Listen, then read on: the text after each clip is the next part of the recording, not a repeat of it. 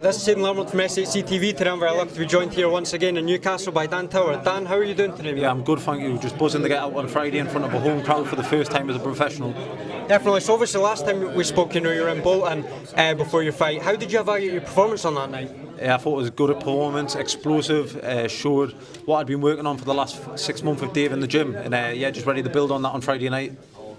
Definitely. So obviously, this being your Newcastle homecoming, how much does that mean to you if you were to get the win on Friday night in front of so many fans? Obviously, as an amateur, I box in front of a home crowd, but as a professional, it'll be totally different.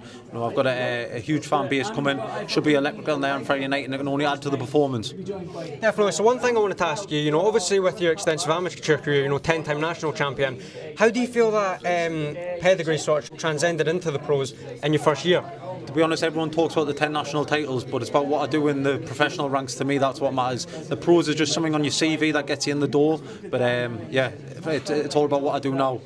Definitely. So obviously, on the professional ranks, if you were to get the win on Friday, where do you think you want to go from there, and how many times would you like to be out next year? Just keep building, stay active, stay busy, obviously, hopefully some domestic fights next year, maybe a title next year, but for now we'll just get Friday out of the way.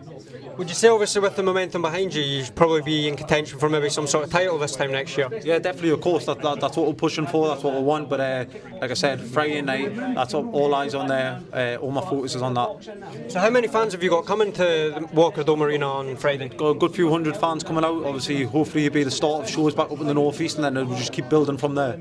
Definitely. So what do you think it would mean to you to, in the future, potentially headline a show like this? Mean the world, something that I've dreamed of from being a young kid is headlining in my own city. On Friday it's Harlem's turn. Hopefully in the future it'll be me. Obviously, one thing when looking at your record, you can notice that you've only fought fighters with positive records, winning records. What's the sort of reason behind that? When you're an amateur, you're fighting at the top international level, number one from other countries. You don't want to step back down the levels. I think it's very hard to look good against journeymen, people who come and survive. You don't get to see the best of yourself. You don't get the performances. Sometimes doesn't reflect how good you are. Whereas when fighters come to try and win, you can make opportunities present themselves. Definitely. So obviously, training with Dave Coldwell. What do you sort of gauge from that, and what do you learn training with Dave and such an incredible team around you? Dave's resume speaks for itself. Obviously, trained world champion fighters, and hopefully, in the near future, I'll be able to add to that list. Dave, a brilliant trainer. I'm learning, developing all the time, and banking knowledge in the gym.